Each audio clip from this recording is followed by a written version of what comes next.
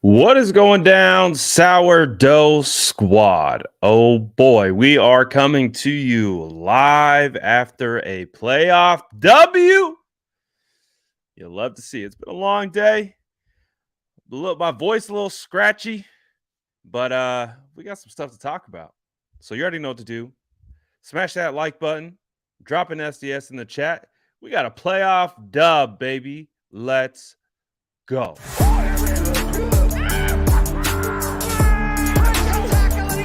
Smash that like button if you haven't already. Love to see it.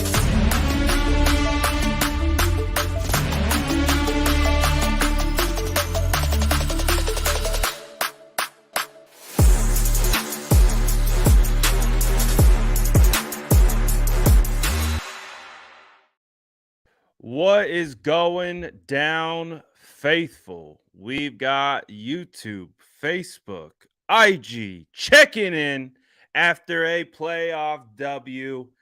Oh, it feels good to be a San Francisco 49er right now. It feels fantastic. The San Francisco 49ers sweep those birds. Oh boy. The 49ers. Let me check. Let me check.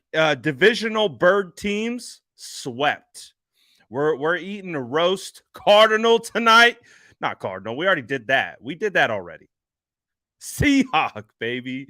Let's go. The San Francisco 49ers take care of business and smoke the Seattle Seahawks. 3 wins in a row this year. You love to see it.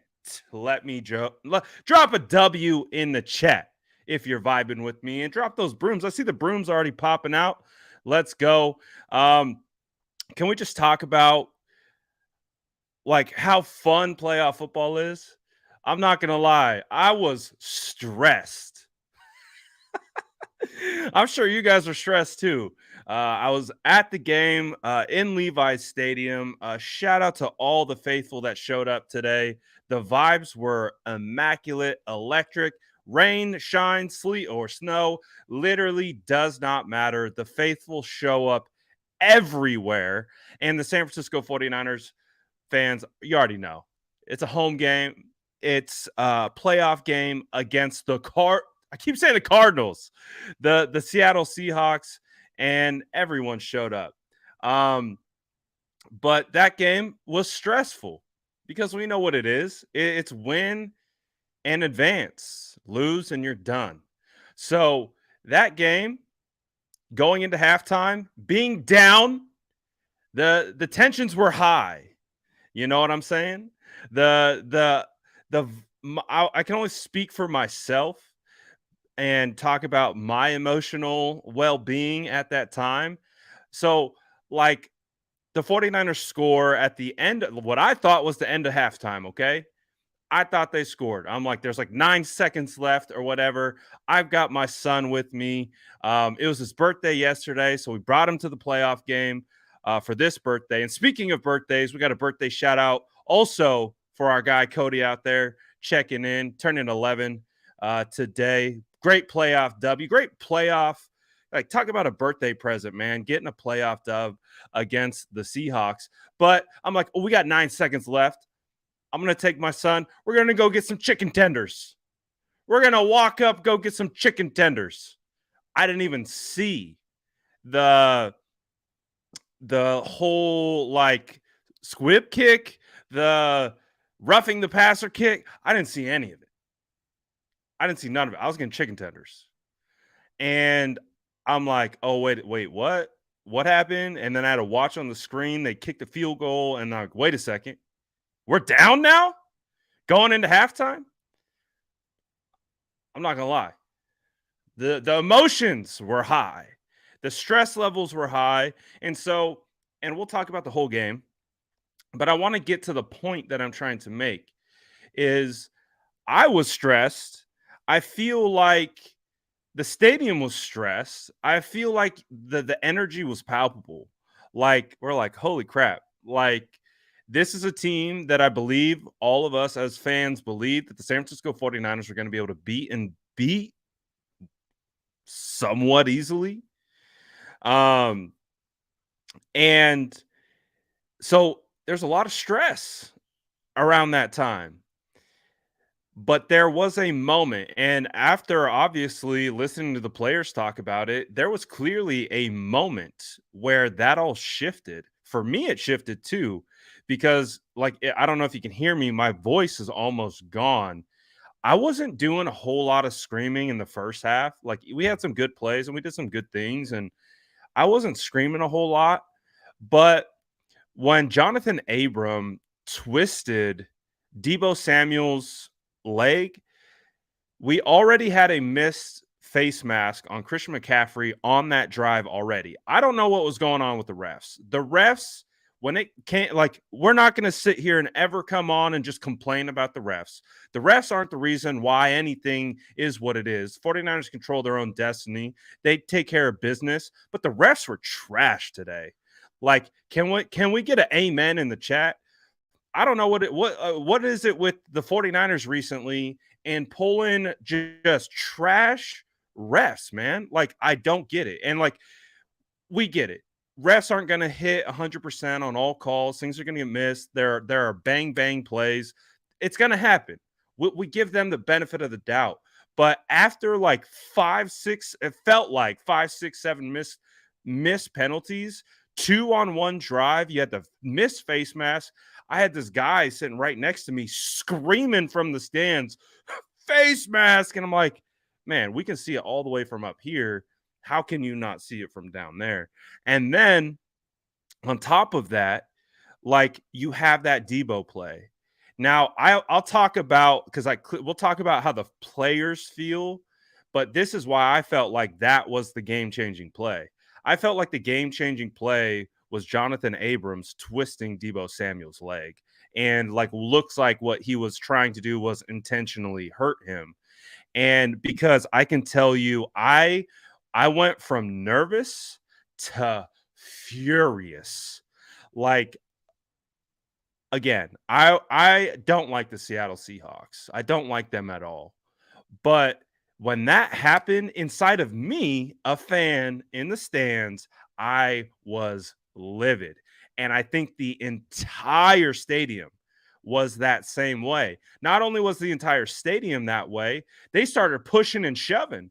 They started going at it on the field. And I think that is the moment where there was nervous energy. I mean, we were driving down the field, but there was still some of that nervous energy. And that nervous energy went from nervous to we're going to murder you figuratively, in football terms, right? Like that's what happened. And I was, you know, I don't yell a whole lot at games. I consider games like I'm working, I'm doing all that type of stuff. I'm trying to get content. I'm trying to do all that kind of I'm tweeting my life away. I'm posting everywhere, but I was screaming. I was, you know, earmuffs. I was cussing. It pissed me off so much. And I really do feel like, and we've heard it. I now have heard a good portion of the players talking about it. Like that was a spark. And obviously in real time, when that is happening, like I don't think you go from like that nervous energy to like that instinctual primal energy, like where we're talking about alphas. We're talking about like the most testosterone like driven athletes like that are in existence, and they go from all right, we got to execute, we got to do this to this, like, oh, you're trying to hurt us, like, oh, you're trying to hurt our boy Debo. And I think it flipped something to me. I think it flipped the fan base, because after that we were loud and like everyone was screaming. um and that moment really was a pivotal moment in the game, and it wasn't a play. It was again, it kind of also speaks to like this team, man. Like this team, this fan base, like you try to hurt one of our own, and that's probably not a good idea because it really just galvanized the entire team. And we saw what happened. Absolutely washed out the Seattle Seahawks after that. They had no shot. Like from that moment on, it was cookies. Like they were done. Um, they scored the one touchdown after that, but that was like a gimme touchdown. Like they got I think it was like a third down. They got a PI on like Samuel Womack or something like that, which extended the drive and gave them another shot. But they were going against backups at that time. But I think that moment is really cool because I think you can take that moment and treat it like a microcosm of what this team is. This team is special. It is much they talk about it all the time. They talk about the locker room. They talk about the relationships that they have. They talk about bringing good character guys. And when something like that can galvanize an entire roster of 53 guys, an entire coaching staff, an entire fan base, like that's the kind of run that we have in front of us right now. Like we have an opportunity to take that energy and keep injecting it into basically any opponent that comes our way. And that makes us extremely dangerous. We're already dangerous because of the weapons that we have, because of the defense that we have, because of the coaching that we have. We're already dangerous for those reasons. You take that intangible element and you get that cooked up and you get that vibing the right way and tuned up the right whoo, we saw what happened. The 49ers said, all right, you want to fight? All right, that's what we do best. And the 49ers just straight up punched the freaking Seahawks in the mouth. It was fantastic. Yeah, it was very stressful at the beginning. I'm not going to lie. The first half was kind of stressful because I think Brock Purdy started off a little slow. The offense, they had some scoring drives, but it just, there was opportunities there to be had and they were missed. And that's where like I start to get a little stressed because it's like you can see it's there, but you're missing it. And that is like, oh, we could have had that one, but we missed it. uh, that changed dramatically in the second half. And I know you guys who've been rocking with me for a long time, and we talk about these games. We talk about them before the game. We talk about games in the pregame and the postgame. One of the things that we've talked about historically when we've gotten together is like, man, why can't this team do this, or why can't they respond here? Or why does it feel like it's slow for them in the second half? Or like we're not seeing that with Brock Purdy. Like we're not seeing it. Like he is a huge reason right now. And I mean, Fred Warner talked about it today too. He said with Brock Purdy, he is going to be one of the reasons why that we can go all the way.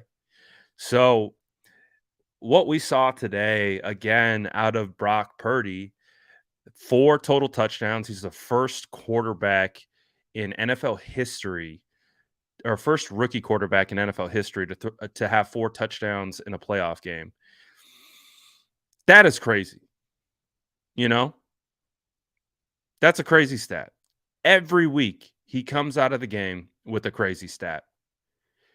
He comes out with some remarkable feat that no other player has accomplished before.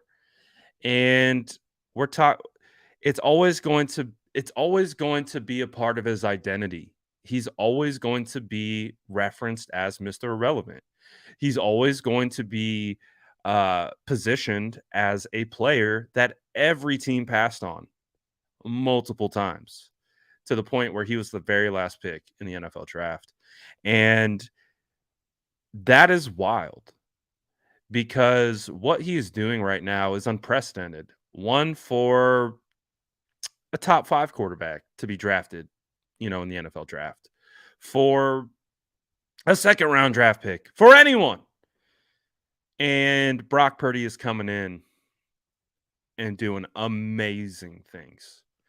So Brock Purdy, I mean, his best play of the day was a drop touchdown.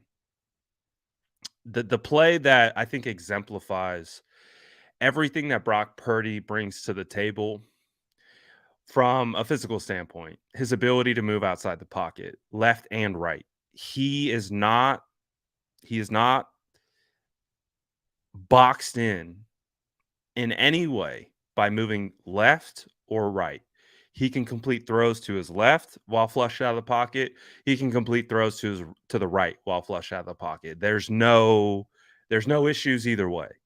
On that play, he is flushed to the left. Defender in his face, makes him miss.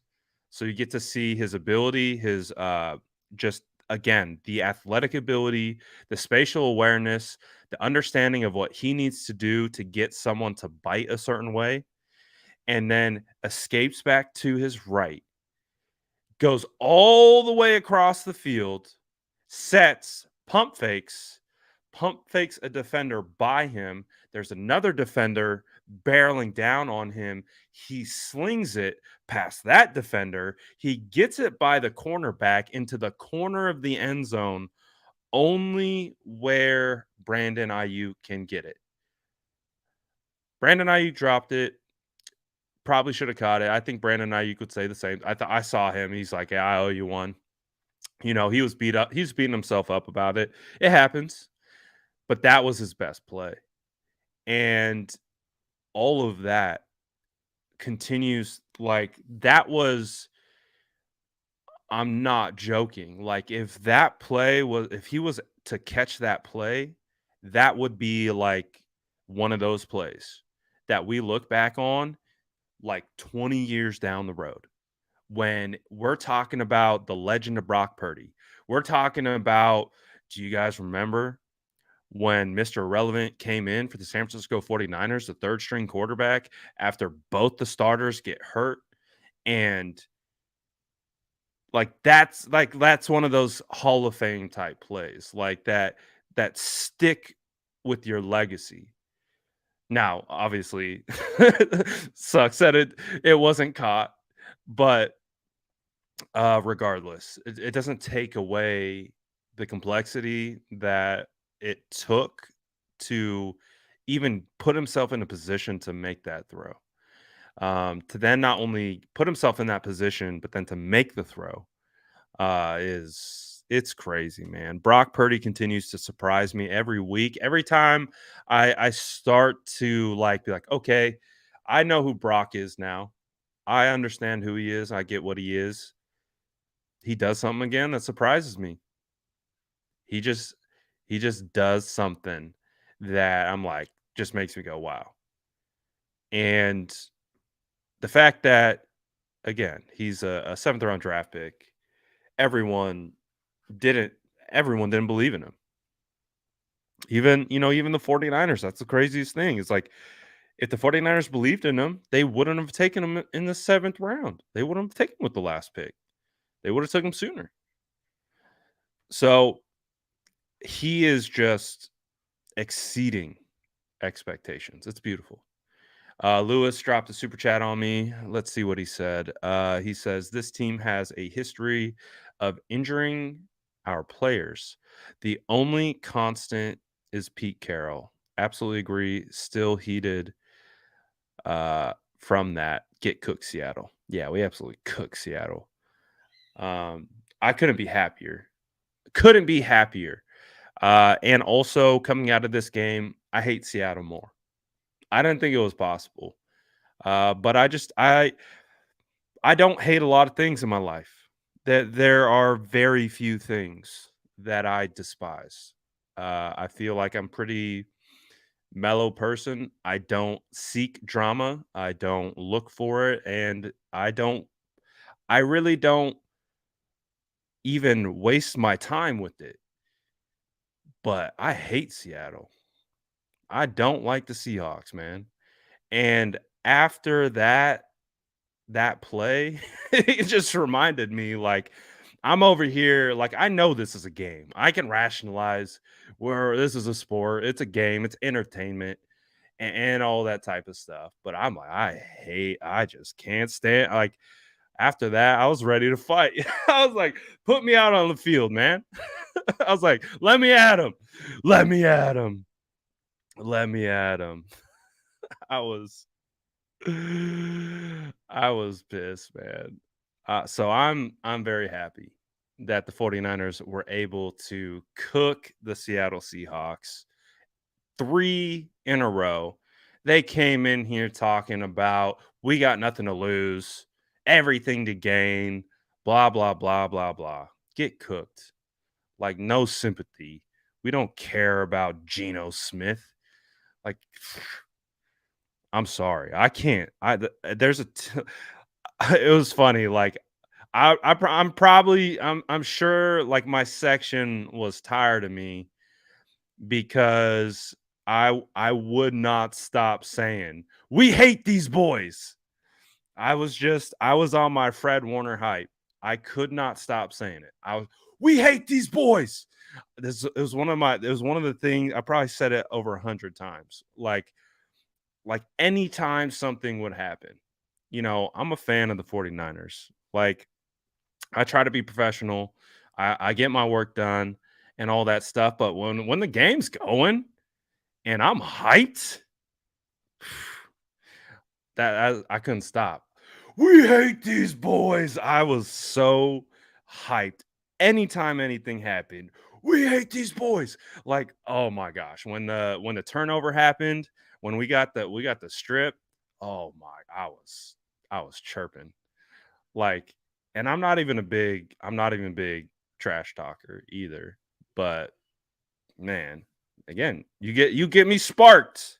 You get our boys sparked. Stuff happens, man. Stuff happens. We hate Seattle. We hate those boys. That's what it comes down to. Uh so oh man. I'm so happy. I'm so happy we got the dub, man. I'm pleased to the fullest extent. Let's hand out some attaboys, shall we? Let's give some props to some of the players. We've obviously talked a lot about Brock Purdy. Brock Purdy's been phenomenal. Of course, Christian McCaffrey continues to be an absolute stud for the San Francisco 49ers. What he's bringing to the table has been fantastic. Christian McCaffrey, 15 carries, 119 yards, 7.9 to clip. He had that big run down the left sideline. What was it, like 60, 65 yards? That was really nice. We got some Debo Samuel. We got some Debo. Honestly, I wasn't expecting that play because I'm pretty tight. Like I filmed the whole thing, so like I'm watching the play through my camera, and I couldn't see Ayuk blocking. So I was like, he caught it. He was open. I think it was a play action. I'm going off my memory. Um, and he gets it to Debo wide open. I'm like, okay, when's he going to get tackled? When's he going to get tackled? Oh, he's not getting tackled. And then I see Ayuk wall off like 2 or 3 defenders and Debo slide right up the sideline. And I was like, oh, he's going to the house. And he housed it. That doesn't happen without Brandon Ayuk blocking on the sideline. So that's a little bit of a combo right there. Debo Samuel got it done after the fact, but that doesn't happen without Brandon Ayuk blocking. So shout out Brandon Ayuk. That was a really nice play by both of them. Debo Samuel ended the night with 6 receptions, 133 yards, and a touchdown. Brandon Ayuk had 3 receptions for 73 yards. Jawan Jennings had a really nice catch. George Kittle had a 2-point conversion. That was really nice. Are you saying to me right now? I have not been paying attention to this game that's going on with the Jaguars and who else is it? I don't even Jaguars in the Chargers. Wasn't it 27-0? Oh, okay. I'm gonna have to put that on in the background. I'm gonna have to put that but that sounds like a game. I heard him talking about it on the radio when I was driving home, and I was like, "Wow, that sounds like a snoozer."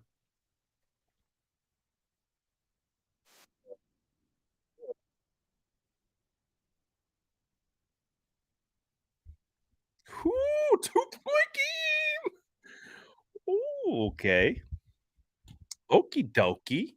Jags? Jags playing at home in a playoff game? Wow, that's wild. 2-point game. That's nuts. Uh, alright. So, I got one eye on the game now. So we'll talk about that a little bit if anything happens. Uh, but let me kinda get back on track. Um, do we show some love for, Diamador? Uh, I was on here last week talking about, like, I understand people were upset with Diamador, but also understanding that we needed Diamador. And, I know he wasn't perfect on the day, but he was in good coverage. Like, he was in phase. Like, if there was a catch, he was there. He came away with the interception. Um, and that's kind of what I was talking about last week after the game. I know a lot of people were mad at him, but it's like we have to remember too, like, who else are we turning to? We can't destroy one man's confidence just because we're upset with the performance that he had, because we're gonna need him that next week. And Diamador showed up, and I'm pretty that makes me feel better about the defense. And I mean, even if you look at Ward, like Ward gave up that big touchdown, but he also came back and played really well in the second half. So, you know, defensive back is it's kind of like offensive line. Like, if you're going to get beat, it's going to be a glaring loss. Everyone's going to know about it, and they're going to let you know. And you don't always see the small wins. Um, so I'm glad Dialmador was able to get a little bit of redemption for that particular play, um, because I think he deserved a little bit of leash. Let's see who else had a good game. I feel like Charles Omenihu was creating havoc. Uh, he was around the quarterback a bunch of times. He almost sacked uh what's his name? Gino, but just wasn't able to bring him down. Uh Eric Armstead had that early sack. Charles Omenihu had 2 sacks. There you go. Could have had 3. So Charles Omenihu was creating havoc. We had the fumble recovery, or the forced fumble recovery. So we had Elijah Mitchell touchdown through the air, Christian McCaffrey touchdown through the air, Brock Purdy had a rushing touchdown. So pretty hyped with the performance from the 49ers. Definitely. I'm gonna shut down IG. I appreciate any of you guys watching over here on IG. If you guys want to watch over on YouTube, we're gonna keep it going. Follow me at DSF Niners on YouTube. We're gonna keep talking a little bit. I'm gonna shut down IG. We're gonna bring this down. Okay, discard. Okay.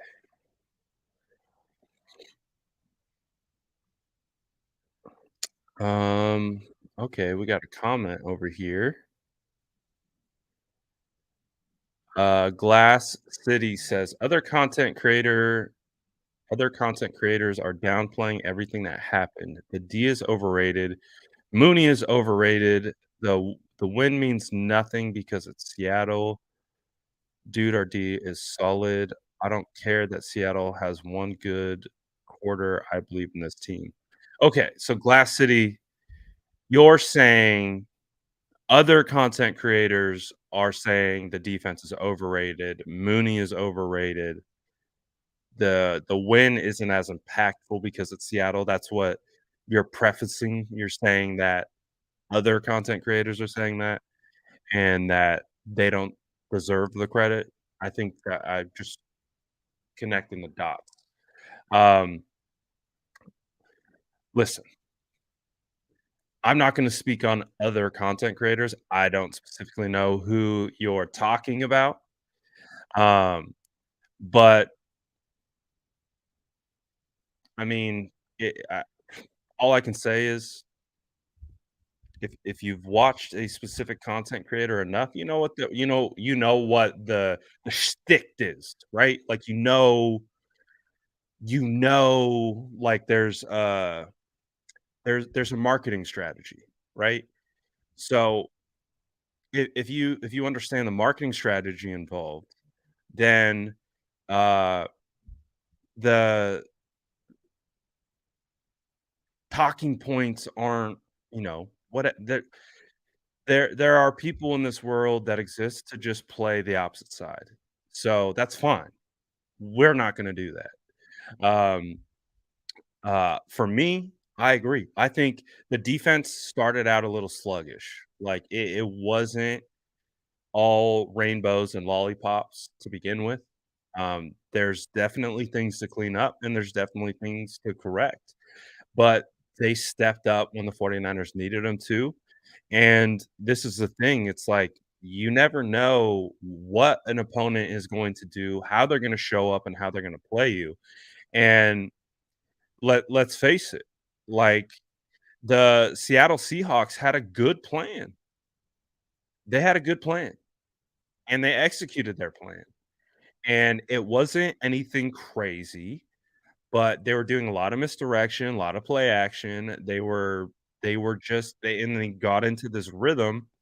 And so it became and they were just catching the 49ers out of position.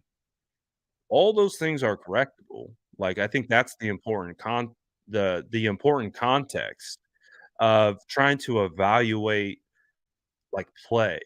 Like, the same concept applies, like, with Diamador Lenore. Like, yeah, he has had some difficult, like, moments, but are those moments because he's not capable, or are those moments just because he was caught doing this or that a little bit the way he shouldn't be?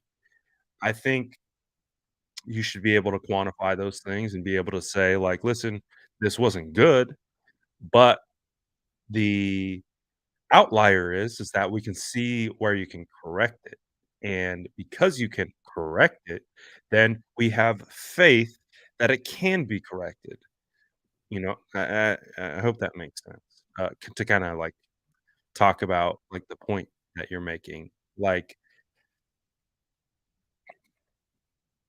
this is good defense. If you don't think it's a good defense, then I you know, whatever. I don't really care. Um, and also too, it's like you just gotta kinda discern for yourself, like, who really understands football and who doesn't. The Jags are driving, huh?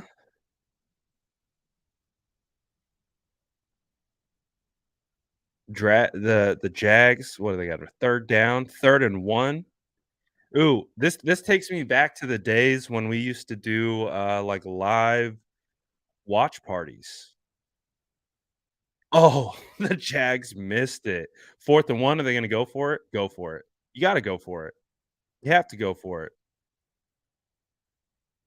I don't know, why would you pass on 4th and 1 or 3rd and 1? I'd just kinda try to get the 1st down. 1 minute, 28 seconds in the 4th. Chargers up 30-28, 4th and 1. What are you gonna call? What are you gonna call, huh? This could be it looks like they're defending the sneak. They get a penalty? Timeout. Yeah, I'd call a timeout. See, they should have ran it on 3rd and 1. They got too cute on 3rd and 1, and now they're like, "Oh, crap. If we don't get this 4th and 1, our season is over." Yeah, that I'm they def if they were gonna run a sneak, they were in a bad spot with that one. Alright, we're taking a quick little break from or we'll get back to it, I promise, but we got a 4th and 1 coming up, game's on the line. Now this is a sneak type formation. Ooh, I love that call. Great call. Great call. Travis Etienne off the right side. They make it appear and sell like it is going to be a run right up the gut, so they just cram everything in on the defense, and that weird formation of the 3 backs, it actually creates lead blockers, and you just hand it off to Etienne, Zay Jones with a great block. Ooh, uh-oh, and then you just need a field goal. Field goal wins it. That was a great call. I like that call. Didn't love the call before. I like that call. They just got stuffed though. Oh, the clock's ticking too. Now under 30 seconds. Jaguars have 2 timeouts. Chargers have 1. They're just gonna take it down and kick a field goal. Uh-oh. They're just gonna take it down and kick a field goal. Ooh. Staley's like, "I got 1 timeout, not gonna call it." Oh boy. Oh, the Jags gonna beat the Chargers? Oh, man. Aponte was talking about, like, if the Chargers lose this game, you gotta fire everyone. I mean, if the Chargers lose tw to the Jags 27 to they're up 27-0. Do you fire everyone at that point? Like, oh my gosh. D'Amico Ryans to the Chargers? Dude, oh, what a great job that would be. Okay. Are the Jags gonna, like okay, they ice the kicker, okay, okay. Oh! Oh! I don't know if I've ever seen that before. Did you see the ref, like, try to tackle the holder? I don't think I've ever seen that before. Normally, they just let him kick it, but they clearly called it early, and they were still gonna to do the process of the kick, and the ref basically, like, tackled the holder. I'm not sure I've seen that before.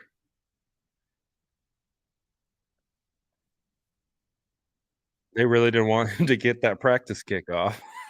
Okay, here we go. I'm not looking at the chat. I might be on delay. It's up. It's oh, oh, is it good? Oh, no. There's a flag?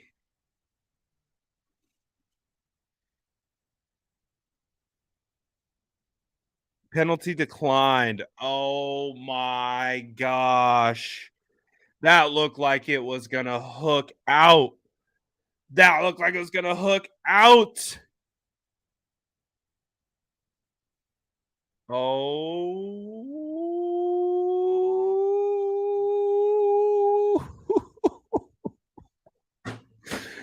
I am so glad I am not a Chargers fan. Oh my gosh. I am so glad I'm not a Chargers fan. Oh, I mean, I feel so bad for all 3 Chargers fans out there. I feel terrible for them. That is awful.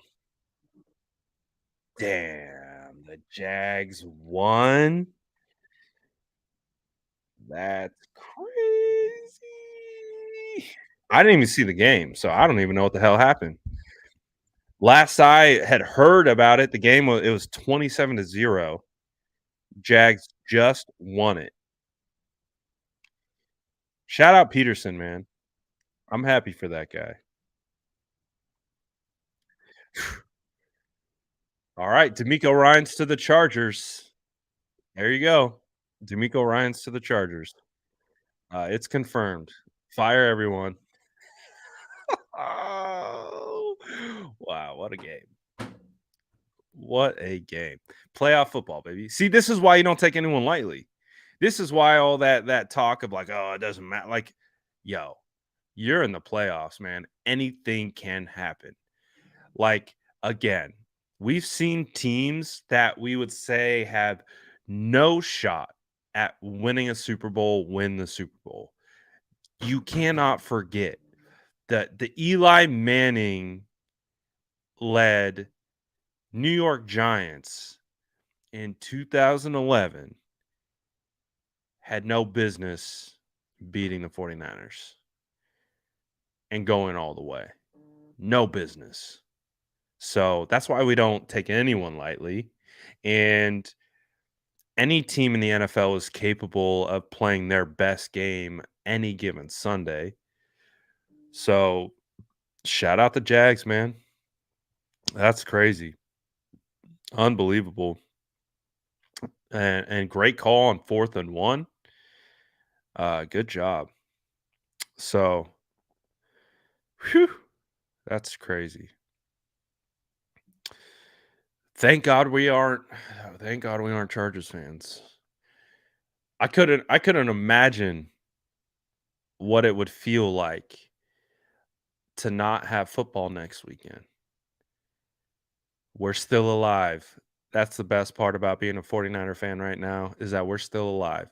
We got another week. 1 week at a time. We're not going to get too ahead of ourselves. You know, yeah, we know all the feelings that are there and what we expect and what we're anticipating for this season, but 1 week at a time. So it is going to be interesting. I think we get the winner of Giants, Cowboys, Vikings. I don't really know, to be honest.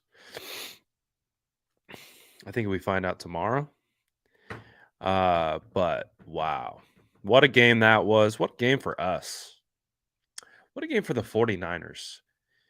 Can we just talk about like how happy we are to not be Chargers fans and just how happy we are to be fans of this team and how special this team is and like we've been talking about it all year, man. Like this type of season by the San Francisco 49ers, this is some storybook Cinderella like Moneyball type make the movie like this is a script. Shout out the NFL script makers. They are killing it because the legend of Brock Purdy, man, like I'm solidified like right now. Like Brock Purdy's my quarterback. Like that's like Brock Purdy is him. He is him. Like I would I would pay three draft picks for a quarterback to do what Brock Purdy is doing. Like I don't care the name on the jersey, where you were taken, I don't care. What I care about is how you play. And right now, Brock Purdy is playing at a level that is unprecedented. It is like something that it's like the only thing that I can compare it to, it's not the same, it's different, but It's like the Tom Brady story, like they come in because of injury and goes on this run. Like that's all it took. That's all it took, and never looked back. What if that's Brock? What if it like and he and Tom Brady took over for like the highest paid quarterback in quarterback history that just got or in NFL history that just got paid that year. Like we're still trying to like figure out like what the hell we are at quarterback. And so like Brock is he's going crazy. Shout out DJ says smash that like button. Let's go SDS. Um Brock is he's brocking and rolling right now, man. He is Brady absolutely fumbled. 100% he fumbled. Um Joyce says all we know is Brock is here to stay. Brock's not going anywhere. This team loves Brock. This team rides with Brock. Like again, there's an it factor that everyone is trying to find. How do you identify it? How do you scout it? That's the hardest part is you can't measure it against anything. That's why everyone misses on it. And what it comes back to is it's grit. That's what it comes back to. That's really what it is. It's like who has the most grit? Who has the most ability to get like literally just get punched in the face, deal with adversity, stand up and walk straight through it again and not waver.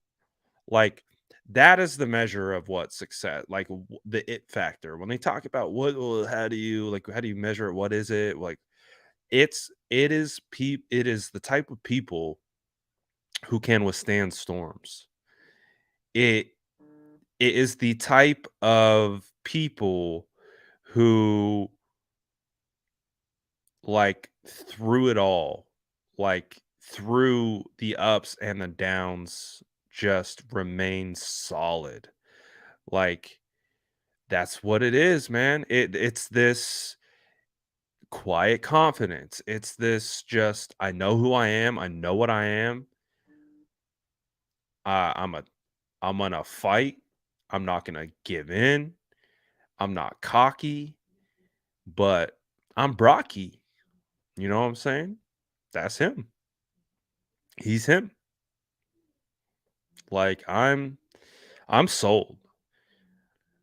You guys know if you watched my Dolphins film breakdown, you guys know I was sold then. I was sold his first game, but I I was like I don't want to like set myself up for like disappointment because the floor could fall out at any moment. And that could have just been a one-off game, and I was like, "But I don't think it is." Like, you saw it in that Dolphins game, man. Like, what Brock can do right now, what he can accomplish as a rookie. Just think what Brock could be 3 years down the road. Like, Brock is not done developing. He's not done maturing. He's not done growing. He's not done getting better at like he's going to improve and probably like almost every aspect of his game. That is the craziest part. Is as long as his mental capacity stays unfazed and uh you know, maybe the success doesn't get to him. I don't think it will. But like for example, it's just long as he can continue with this mental fortitude Brock is gonna be better next year. Then he's gonna be better the year after that, and what does that look like? So, right now, Brock's my quarterback. Like, I don't care how you got there. I just want all I care about is you play, and you play well. and you play within the scheme, and you play within the system, and your your players love you. Your players play for you. Like, that's what quarterback 1 is, and right now, that's Brock. So, uh, I don't I don't think it really has to be a conversation. I know, like, a lot of people wanna make it a conversation because we know why they wanna make it a conversation, but at this point, I personally don't care. I've got no skin in the game one way or the other. The skin that I got in the game is the 49ers winning. That's where I'm coming from. I want the 49ers to freaking win. I don't care who's driving the ship. Don't care. And right now, that's Brock. And so, shout out the legend, man. He is This is crazy. It is crazy. How was the rain at Levi's Bradski? um, Actually, it wasn't bad. It started to dump kind of in the pregame portion of it. It started to dump a little bit, but it was clear for the most part. In the pregame, it started to come down in spots, and then the game started, and I'm not gonna lie, it was pretty dry for the majority of the game. I love my seats. I got my seats. I figured out how to beat the rain. So I got a spot to escape the rain. So I wasn't getting wet no matter what. Um, but even the sun came out in the like towards the second half. It started raining at the very end. Uh But for the most part, the football gods spared us. I thought it was gonna be dumping. I bought into the hype. I thought the monsoon was gonna hit us. It did not. So, the weather wasn't actually that bad. Um, but I'm just kinda like I'm just, like, living in the moment, after this game, like, trying to reflect on the game. The 49ers put up 500 yards of total offense. I dreamed of these days. I dreamed of them. Uh, the vibes were fantastic. And again, after that, Jonathan Abram leg twist, the vibes went to 1,000. Everyone was heated. Everyone was screaming. Like, it was a little like kind of little ho hum, like, maybe Levi's maybe needed a little coffee because in the first half it wasn't going as we expected, but there was something that switched when everyone started fighting. And I think it really changed the dynamic of the game. And Levi's definitely took it up a notch. So, um, yeah, we were vibing. It was loud. Uh, my voice is little. That's the most I've screamed at a game in a long time. We hate these boys. I was pissed. Shout out my son. Thankfully, you probably couldn't hear me swearing, but I'll admit it. I was yelling. I was so I was so upset at Seahawks. I wanted to I wanted to jump over the railing, and I was ready to put the helmet on. So if anything, teams know what not to do against the 49ers moving forward. Don't get us angry. Don't get us mad. Yeah, I was spicy. I don't get spicy. I really don't. there's very minimal things in this life that turn me into a spicy human being. Um, Apparently twisting Delo's leg is one of them. I didn't know I had it in me, but I enjoyed it very much so. Um, so, but again, just like kind of reflecting, you know, that I think if we take a step back from this game and we just look at it, the defense feels like it's not at that same level as it was. Now, I still think they're doing a really good job. They were able to hold Seattle to 104 yards rushing, and I think that's where they're best at is just being able to just really stuff the run. I think they're susceptible to play action because they are so good at stuffing the run that they sell out to stop run, and then they can get got on some play action boots and things like that.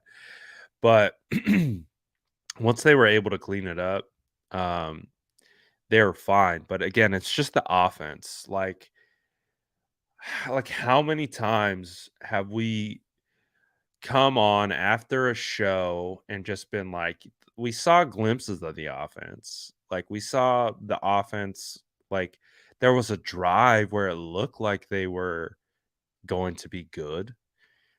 Like we're getting big chunks of this offense operating at efficiency levels like the whole second half, the 49ers offense was humming. Like they were driving down the field. And then it just opened up. The floodgates opened up and the 49ers just poured it on them. And it's just wild because we've been waiting. Like we've been waiting. Like Kyle, what's going on? Like why does it feel like our offense stalls? Why does it feel like we can't generate enough points? Why are we terrified of being, tied or down one, you know, one score at halftime because we feel like we can't play from behind. Like we feel like we have to get a lead early and then we just have to hold on to it with dear life or else we're going to blow a 10-point lead. Like, and we start getting like itchy and frigidy when we see a 10-point lead because we've seen the team blow so many of them. But it's like we're getting that 10-point lead and then it becomes a 17-point lead. And then they score another touchdown. And we're like, this is nice. I like this. I'm not used to this. I'm used to being like uh, a mess. I'm used to like like we got a 10-point lead. That means it's 0-0. That was literally my mentality with this offense. Uh, before Brock showed up. It was like if the 49ers had a 10-point lead in my head, I'm like, we're 0-0. Because we've seen how fast those 10-point leads evaporated, like how it felt like they just couldn't score points after a certain period of time. And we don't have that right now. We have the 49ers, man, offense like carrying this team. And that's a fun change. It's a nice change. And Fred Warner talked about it. He's like, Brock, I think he's obviously hyping up his boy a little bit, but he also did say, I think Brock is going to be a reason why we do go to the Super Bowl and why we can go that far. And I think so. He's unlocked the offense. He can distribute the ball. He can put the ball where it needs to be. He will take shots downfield. And because he takes shots downfield, it opens up the running game. Oh, the running game, it's wild. We still put up 181 yards, but I still feel like the running game could get even better. They can open up more holes and be more efficient with the run game. So this offense is fantastic. I love having an offensive dominant team. It's been a long time, and I'm really excited for it. So we're going to see what comes down the stretch. I know the 49ers, we got to wait a little bit on who the opponent is going to be for the following week, but we get one more week of content guaranteed. And we get one more week of 49ers football guaranteed. And I'm happy about that. So looking to make it 2 weeks guaranteed. Which team do you guys want to see in the playoffs the most? Like if you had to pick a team that you or this next round, which team would you want? Drop it in the chat. I'm curious to see what you guys think.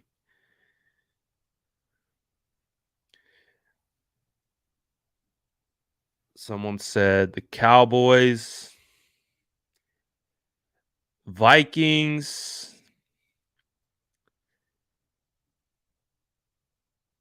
Bucks, Giants, Vikings,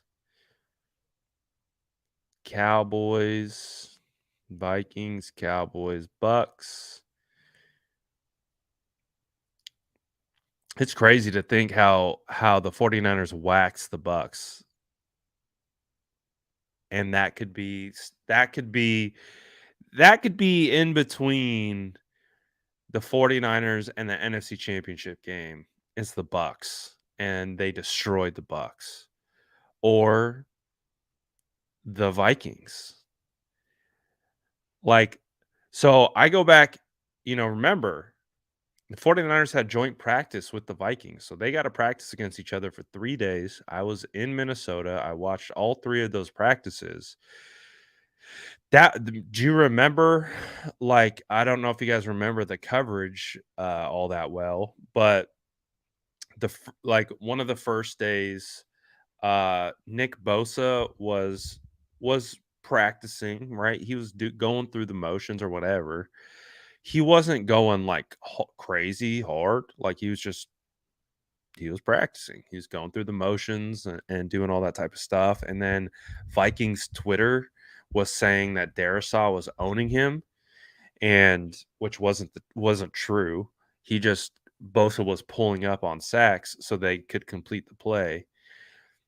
The next day, Bosa came out and went insane and just ran through Darisaw, and Kinlaw ran through. Like, that defensive line just demolished the Vikings offensive line. So I wouldn't mind seeing that matchup. The 49ers offense struggled against the Vikings, but they also didn't have Brock Purdy at this stage. So I think that changes everything. So I don't know. The Vikings feel like a good matchup. The Bucks feel like a good matchup just because we have that experience against them. Justin Jefferson was the only one who did anything against the 49ers and all that stuff. Like, he was still dominant. That didn't change a whole lot. Justin Jefferson was definitely still dominant in practice. But all these receivers, all these teams have good receivers. Cowboys have CeeDee Lamb. The Bucks have actually not all of them. The Giants have like no receivers. I don't know. Do you guys feel like the Giants pose an issue just because Daniel Jones can rush and is a mobile quarterback? Does that come into play at all?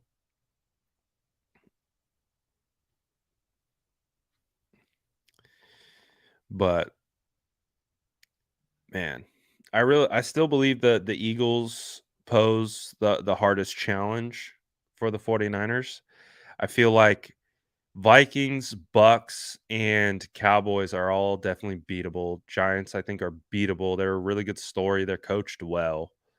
Um, but I don't think they match up well.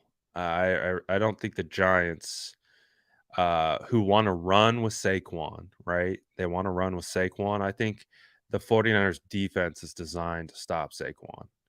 Like Saquon will get loose, he'll be able to bust free and get a couple runs and hit some lanes and stuff like that. So he'll be able to get his. But I think the 49ers will be able to neutralize him enough where it becomes like Daniel Jones becoming the offense. And that's I think where the Giants will suffer the most. Um, but yeah, I mean, it's just it's crazy how confident I feel right now with the offense. Like I feel like with this offense playing at this level, which again, and we saw what it looked like when it wasn't all that good. Like it was mediocre in the first half. Like mediocre still got them what? How many points? Like what was it? Like 2 touchdowns and a field goal. Like they were still able to score points.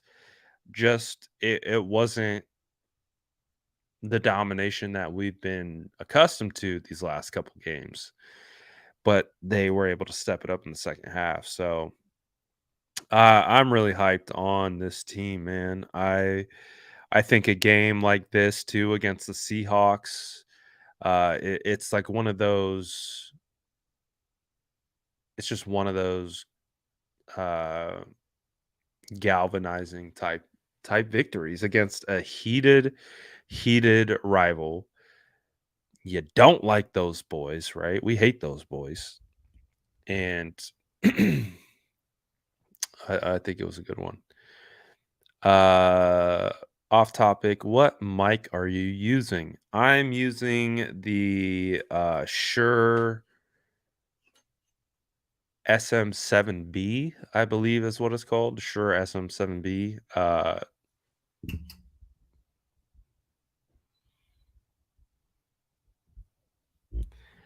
This thing's dope.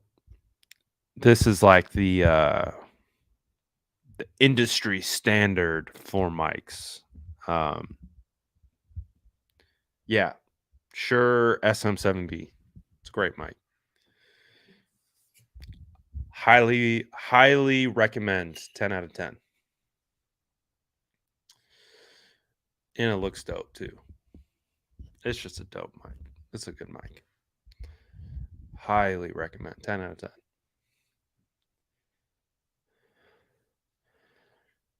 10 out of 10. Highly recommend. Um,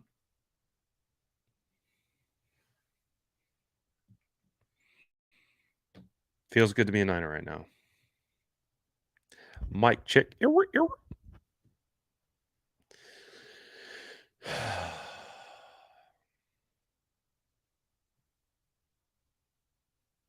want a playoff game. I can't believe we're in the playoffs. It's still weird to me, man. It's still weird to me. It feels like just yesterday I was pulling up to Minnesota for joint practices, week 2 of the preseason. Still feels weird that we just won a playoff game. It's crazy. I can't believe we're here. We're gonna blink. We're gonna be in the divisional round. All things go the way we want them to go. They win. They are in the NFC Championship game. Isn't that crazy?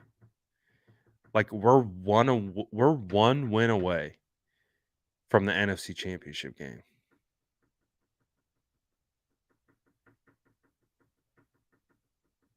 We're one win away from the NFC Championship game, and then we're one win away from the Super Bowl.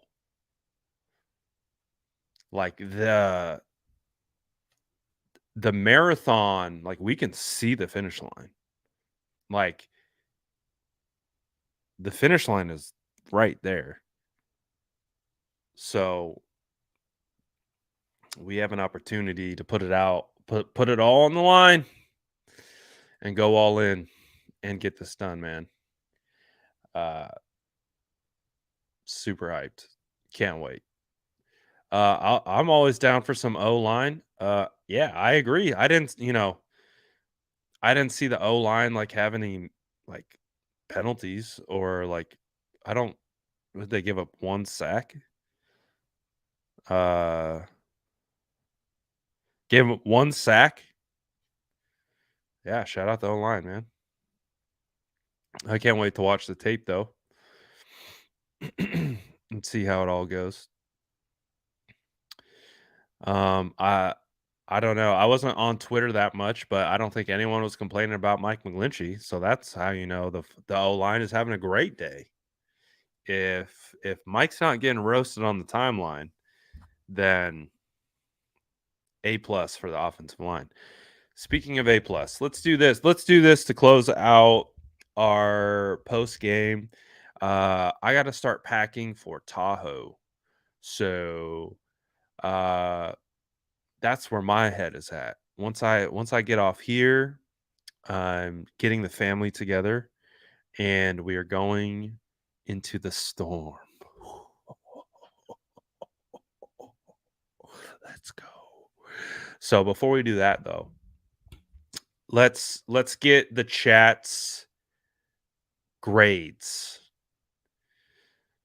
Give me your grades for today. Grade this performance against the Seattle Seahawks. What do you guys got?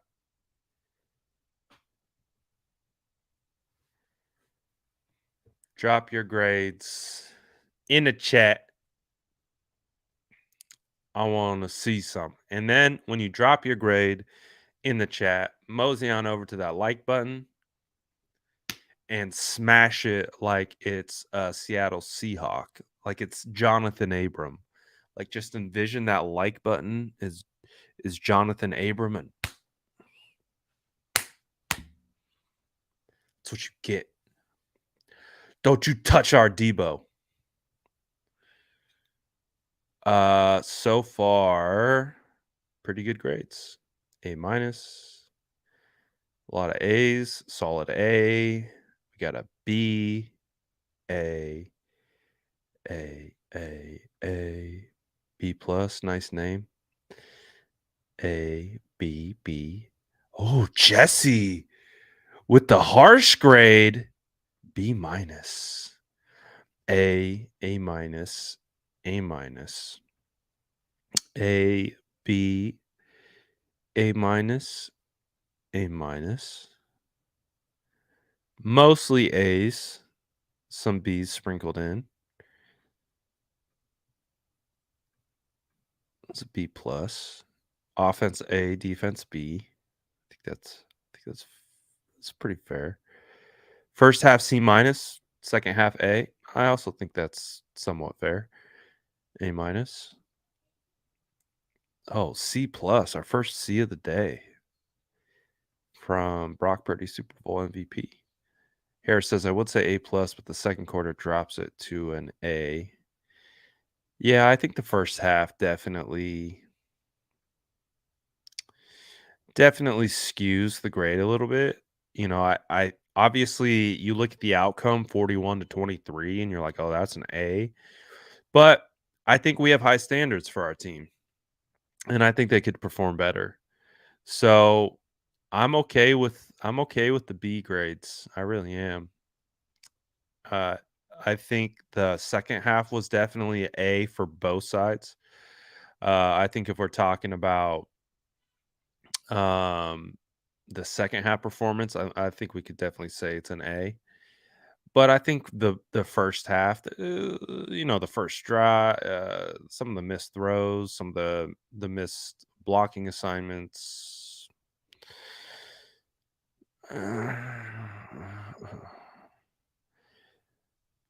Jesse says defense had to be rescued by the offense. Can't have that lapse going forward. Plus a few miscues on off, which I agree.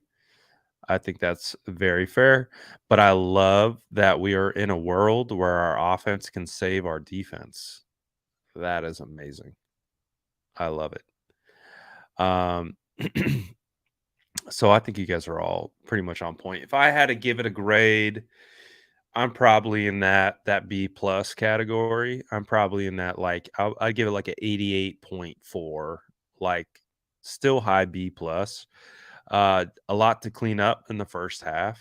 It wasn't a perfectly executed game. It felt a lot closer than the score would indicate, and they weren't perfect. And I think they could have done better in some certain spots. So, but that's a good place to be in. Good place to be able to identify where you need to get better at and still come away with a win, 41-23. And it could have even been a lesser score if they didn't get that penalty that kept that going, you know? So I think the 49ers still have an opportunity to get even better, which is crazy. Because if everything starts like really clicking in the playoffs, like we're gonna have another month of football left, and that's a hope.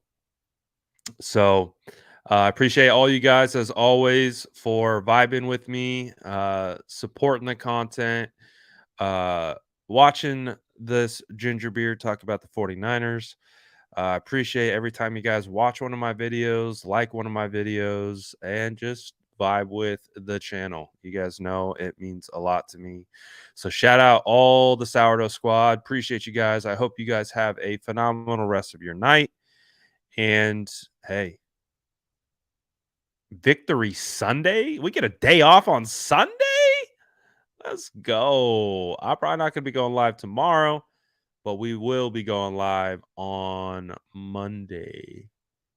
Yeah, probably. Yeah, Monday.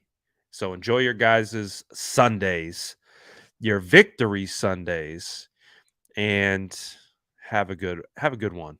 Enjoy it. Grab your cookies on your way out. Grab your playoff cookies on your way out. We got playoff cookies, baby. The Sourdough Squad is baking playoff cookies, and they taste delicious. Love you guys. I'm out of here for now. Y'all the best. Smash the like button if you haven't already. Peace.